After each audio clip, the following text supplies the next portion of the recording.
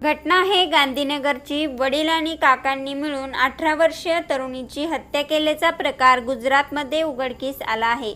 बनासकांठा जिल्ह्यातील तरुणी नीटची परीक्षा पास झाली होती। तिला MBBSला ॲडमिशन घ्यायचे होते, पण तिच्या घरच्यांना हे मान्य नव्हतं। त्यातच तरुणी तिच्या प्रियकरासोबत राहत होती, त्यामुळे घरच्यांची इज्जत वाचवण्यासाठी त्यांनी हे कृत्य केल्याचा संशय व्यक्त केला जात आहे। मयत तरुणीच्या प्रियकराने दाखल केलेल्या तक्रारीनुसार FIR दाखल करण्यात आला आहे। पोलिसांनी दिलेल्या माहितीनुसार तरुणीचे वडील आणि काका यांनी मिळून तिला दूध पाजलं। त्या दुधात काहीतरी मिसळल्याचा संशय आहे।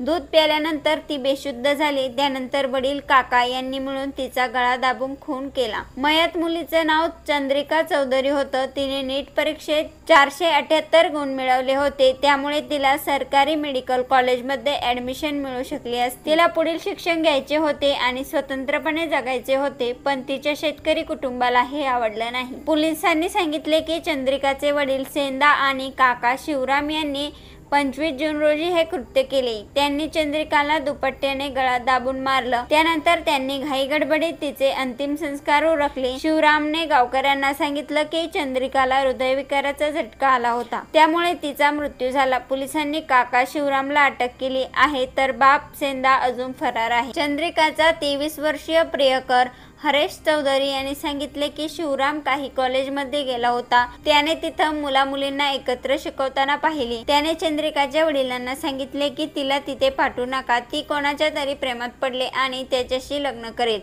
त्यांनी तिचा फोन घेतला, तिला सोशल मीडियापासून दूर ठेवले आणि तिला फक्त घरकाम करायला लावले। गुजरात उच्च शिक्षण न्यायालयात हरेशने चंद्रिका बेपत्ता असल्याची याचिका दाखल केली होती। ह्यामुळे हे पूर्वनियोजित हत्याकांड उघडकीस आलं। चंद्रिका आणि हरेश फेब्रुवारी महिन्यात भेटले होते।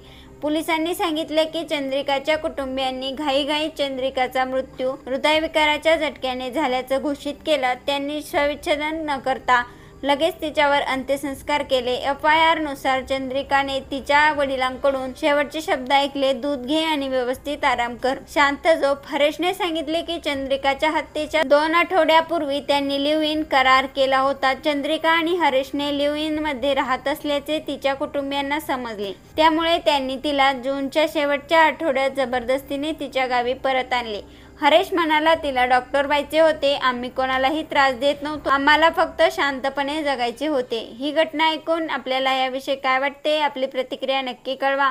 आणि हे यूट्यूब चॅनलवरती तुम्ही पहिल्यांदा आला असाल तर चॅनलला सबस्क्राईब करून बेल आयकॉनवरती प्रेस करा आणि अशाच येणाऱ्या नवनवीन व्हिडिओचे नोटिफिकेशन मिळवा। धन्यवाद।